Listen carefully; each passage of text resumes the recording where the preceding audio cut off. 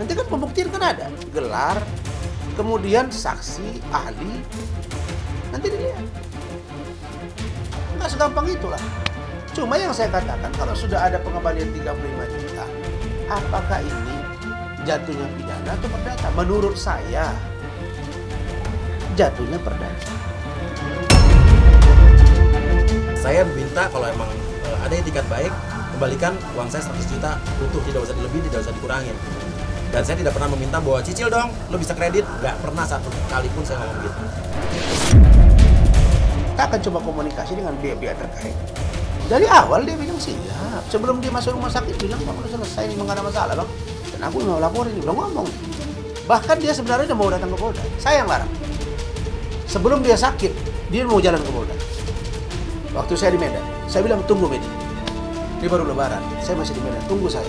Gak bang, saya udah tunggu saya. Gak ada masalah. Saya hampir tiap hari dengan mamanya bicara. Seminggu itu bicara. Tadi juga masih bicara. Dan Lukman baru kontak saya. Ya mudah-mudahan orang ini nanti akan bertemu, akan baik. Kita lihat aja. Pengacaranya tau kasusnya dia juga kagak. Bukti juga kagak. Serius dia orang kemarinnya dia bilang aja pas preskon kuya pinjam meminjam uang. Dari mana pinjam meminjam? Orang ada surat perjanjiannya. Ngomong dong, ada kan? Ada. Emang Semua bukti-bukti. Asbun. Itu asbunnya, asal bunyi. Saya juga heran, Dennis sih kok kemana-mana ya? Ya kan saya tadi tengok Uya kan ada, Dennis ada.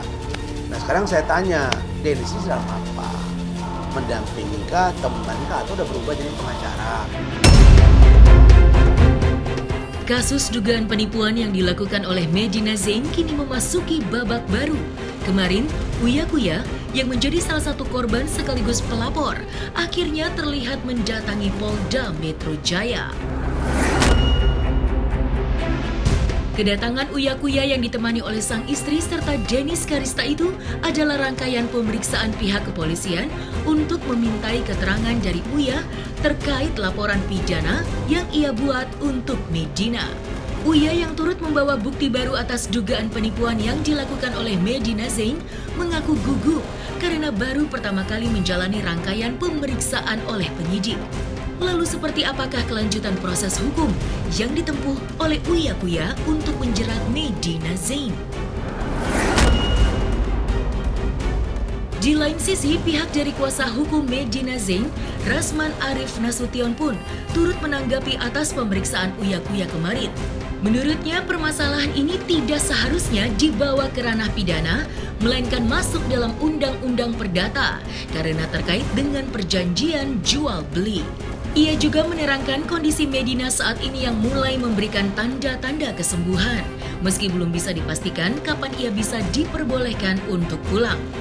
Lantas, seperti apakah Rasman melihat proses hukum yang menjerat kliennya itu? Saksikan selengkapnya hanya di Cumikam Injap berikut ini. Hai Cumi Lovers, bersama Cumikam Injap kami sajikan kabar lengkap, mendalam dan akurat dari narasumber terpercaya. Dan jangan lupa untuk like, subscribe dan juga share channel YouTube ini.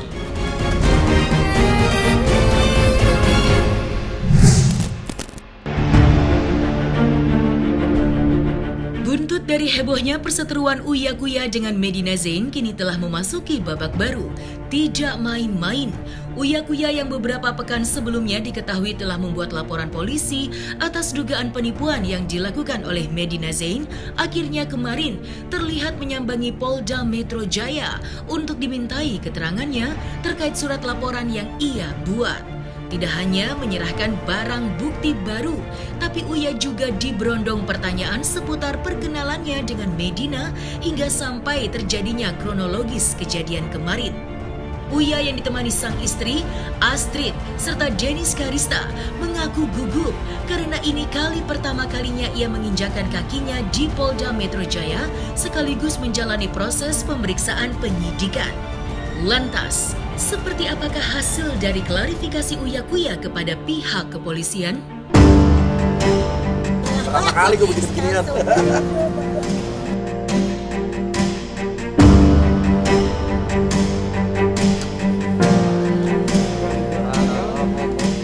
Ya, ini pertama kali gue diperiksa seumur hidup, diperiksa di kantor polisi ya sebagai pelapor. Taruh aja bang. Pelapor. Ya. Pertanyaannya banyak banget, jadi pertanyaannya banyak banget. Ini berhubungan dengan kronologisnya sampai dari di mana pertama kali kenal Mbak M juga ditanyain, terus sampai saya kan kenal Mbak M ini kan baru bulan Maret, sampai saya ingat tanggal berapa ya, berarti pertama kali kan dikenalin sama Dennis.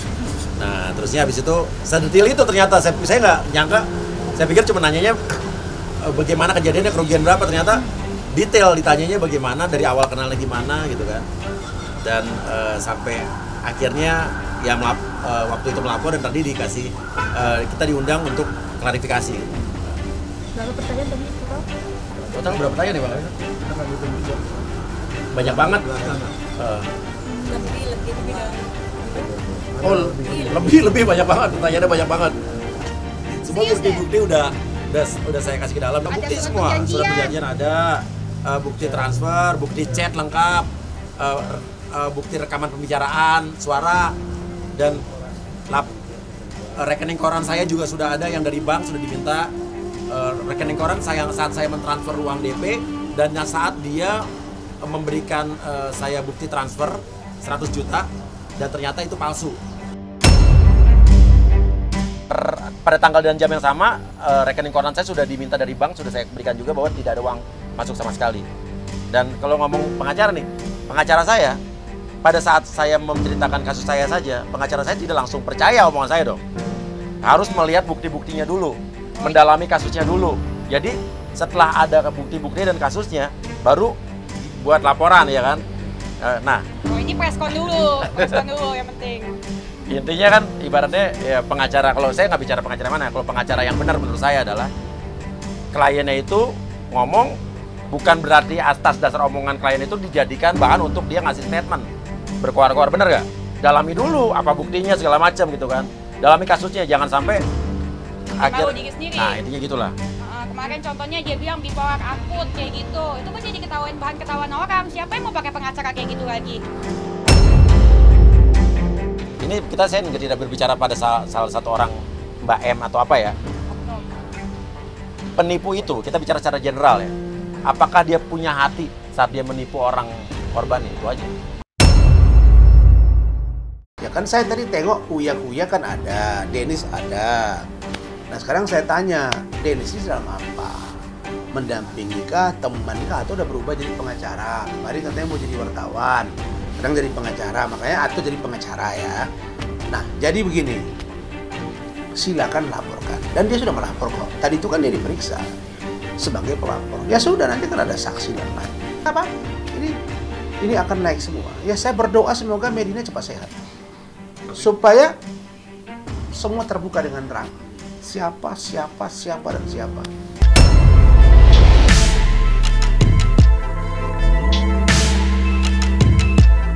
Sementara sejalan proses hukum tentang dugaan penipuan, serta lengkap dengan banyaknya bermunculan para korban baru, Medina Zain nyatanya masih dirawat di sebuah rumah sakit jiwa di Bandung, Jawa Barat. Menurut sang kuasa hukumnya, Rasman Arif Nasution, kondisi Medina kini sudah memperlihatkan tanda-tanda membaik, meski belum ada bisa ditentukan kapan ia bisa diperbolehkan untuk pulang. Lantas benarkah Uya ngotot ingin memenjarakan Medina meski istri Lukman Azhari itu sedang dirawat di rumah sakit jiwa? Nah saya baru dapat informasi Medi juga sedang dalam perawatan, alhamdulillah ada membaik. Nanti saya akan cek. Oh saya nggak ngerti masalah orang sakit jiwa atau segala macam bisa ditutup, itu saya nggak ngerti karena saya bukan ahlinya. Karena saya di sini nggak mau berbicara di luar konteks saya sebagai saya nggak ngerti gitu kan. Karena saya nggak mau jadi blunder, jadi bahan tertawan. Kan banyak orang sekarang bukan pada kapasitasnya dia bicara bahwa dia bipolar akut tingkat apa gitu. Akhirnya kan jadi badut kan, jadi ketawaan. Kalau saya nggak mau, saya no comment, saya nggak ngerti. Yang tahu pasti ya pihak polisi yang pasti akan mendalami kasus ini lebih dalam lagi. Dan Dan sampai akhir ini saya diundang untuk klarifikasi, berarti kan kasus ini udah jalan Bang ya? Udah ibaratnya udah dalam proses, udah LP gitu kan. Dan Dennis juga minggu depan akan dipanggil kayaknya nih. Saya nggak tahu, saya dengar lagi sakit, saya doakan cepat sembuh. Itu aja, tapi saya tidak mencari tahu juga apa benar dia di rumah sakit mana saya. Ya intinya kan bukan bukan hal saya juga harus mencari tahu dia sakit rumah sakit di mana gitu kan. Jangan digunakan buat dari hukum kali. Iya. Dia sakit aja masih bisa nipu kok. Kan nipu Kak Uya tuh lagi di rumah sakit tuh. Iya. Sampai nangis-nangis kan? Iya, jadi intinya gini. Kalau sekarang bilang Uya pakai hati dong gitu. Saya pakai hati kok. Gini, saya mengharapkan bahwa gini, karena pada saat ini hanya menimpa saya kan dari waktu awal kan diam saja. Ya Dennis yang berkoar-koar, karena Dennis yang berkoar-koar, dia yang dibalikin duitnya, gitu kan. Nah, saya berbicara di sini karena menurut saya mungkin nggak tahu. Awalnya saya terlalu sabar dan diam aja, tapi dia kasihan mulu, ya, kasihan mulu, sampai gemes gue. Tapi karena saya mulai diancam, digertak, terus ternyata banyak korban-korban lain yang juga ternyata mengalami hal yang sama, disitulah saya tergerak untuk bahwa ini nggak bisa dibiarin, ini nggak bisa didiemin, ini harus ada efek jerak. Karena kalau enggak, sampai kapan dia akan melakukan hal ini berulang-ulang pada orang lain. Saya kasihan kalau ada korban-korban lain. Iya kalau misal orangnya, korban-korban lain masih punya banyak uang, tapi orang yang ternyata uangnya pas-pasan, habis itu akhirnya jadi kena imbasnya, efeknya. Sampai gade rumah. Ada sampai gade rumah juga itu di Dennis ya. Saya kasihan. Nah, kasihan bukan sama korban-korbannya aja dan calon-calon korban lain. Saya kasihan juga sama dia. Karena saya kasihan, saya laporin biar dia ada efek jerak. Dia bisa biar menyesali perbuatannya, biar dia bisa tobat dan hidup sebagai orang yang normal nantinya. Jadi jangan jadi penipu terus gitu. Yang membuat saya akhirnya melaporkan ya karena saya diancam, digertak, katanya ada pasal pengancaman, dan saya nggak ngancam sama sekali. Terus UU ITE dan lain sebagainya. Terus saya diomel-omelin, dimarah-marahin. Dan menurut saya udah umur 40 tahun ke atas, dimarah-marahin sama orang yang jauh di bawah saya umurnya, saya baru kenal juga, dan dia membohongi saya, itu apa ya, ego saya akhirnya timbul lah. Kalau Medina nggak sehat, terus mau ngapain juga polisinya meriksa dia? Kan itu. Paling saya sampaikan sekarang kepada pihak kepolisian bahwa saya belum dapat laporan dari keluarga dan juga dari pihak rumah sakit bahwa Medi sudah kembali pulang dan sehat. Belum ada. Janjinya kan hari Sabtu kemarin, ini sudah hari Rabu, besok Kamis, itu sudah hampir 6 hari. Belum pulang deh. Sebagai kuasa hukum dari Medina Zain, Rasman turut menanggapi surat laporan Uya Kuya yang ditunjukkan untuk kliennya itu. Menurut pemahamannya, permasalahan ini tidak seharusnya dibawa ke ranah pidana, melainkan masuk ke dalam undang-undang perdata karena terkait dengan perjanjian jual beli. Terlepas dari berjalannya laporan Uya Kuya di Polda Metro Jaya, Rasman juga turut membeberkan perihal Lukman Azhari yang kini turut memberikan responnya atas kehebohan yang dibuat oleh para seteru dari istrinya itu, karena turut membawa namanya ke dalam khalayak umum. Lantas, seperti apakah upaya hukum yang akan ditempuh Lukman maupun keluarga besar Medina Zain? Nanti kita akan coba komunikasi dengan pihak-pihak terkait. Dan jujur aja, Lukman udah hubungi saya Pak, Lukman Azhari. Dan Lukman juga sudah keberatan, namanya dibawa-bawa. Ya, nanti kita lihat Lukman seperti apa. Enggak Pak, ini akan naik semua. Bahkan dia sebenarnya udah mau datang ke Polda, saya yang larang. Sebelum dia sakit, dia mau jalan ke Polda. Waktu saya di Medan, saya bilang tunggu Medi. Dia baru lebaran, saya masih di Medan, tunggu saya. Bang, saya udah tunggu saya. Ya, saya juga merasa sedih juga ya dengan saya melarang lalu kemudian dia sakit soalnya. Kalau nggak kan sudah dilaporkan ini orang. Cuma saya bilang tunggu karena dia menunjuk saya sebagai kuasa hukumnya. Nanti kalau kamu buat laporan kok, udah lah Bang, nanti abang nyusul aja katanya. Biar saya aja dulu langsung deh. Saya bilang nggak usah tuh kamu seperti itu. Karena masalah. Saya hampir tiap hari dengan mamanya bicara sama ibu itu. Bicara. Tadi juga masih bicara. Dan Lukman baru kontak saya. Ya mudah-mudahan orang ini nanti akan bertemu, akan baikan. Kita lihat aja. Yang bilangnya ke saya akan dia laporkannya itu adalah si Dennis. Baru kemudian kalau Uya buat lapor begini-gini kemarin, dia bilang saya laporin Bang, tapi dia kan dalam keadaan sakit di sana ya. Tapi kalau Dennis itu sebelum dia jatuh sakit. Kalau Uya dia bilang memang dia mau laporin, tapi waktu saya jumpa di rumah sakit sebentar dia bilang, "Bang, aku dengar Uya ini mungkin dapat informasi dari emaknya kali ya. Jadi, Bang, saya laporin Uya, udahlah kamu berobat aja dulu Medi." Saya bilang, "Iya, penipuan penggelapan. Itu nggak ada masalah. 378 itu kan LP yang diterima oleh polisi kan. Nanti kan pembuktian kan ada, gelar, kemudian saksi, ahli, nanti dilihat. Nggak segampang itulah.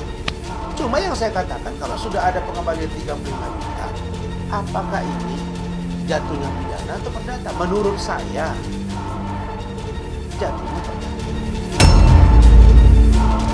Ini intinya adalah saya tidak pernah meminta untuk uang saya dikembalikan dengan cara dicicil.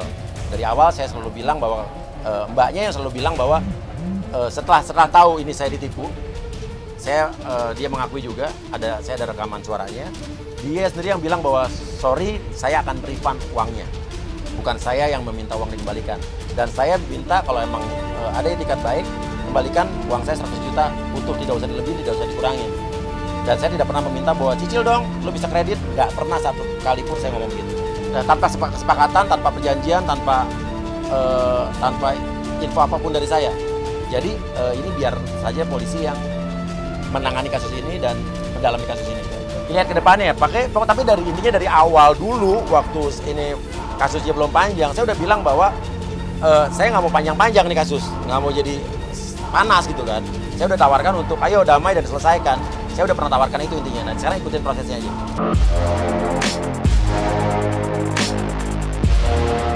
Nah, selesai sudah Cumi Lovers. Bersama Cumi Camp In-Depth, kabar lengkap, mendalam dan akurat dari narasumber terpercaya. Dan jangan lupa untuk like, subscribe, dan juga share channel YouTube Cumi Cumi.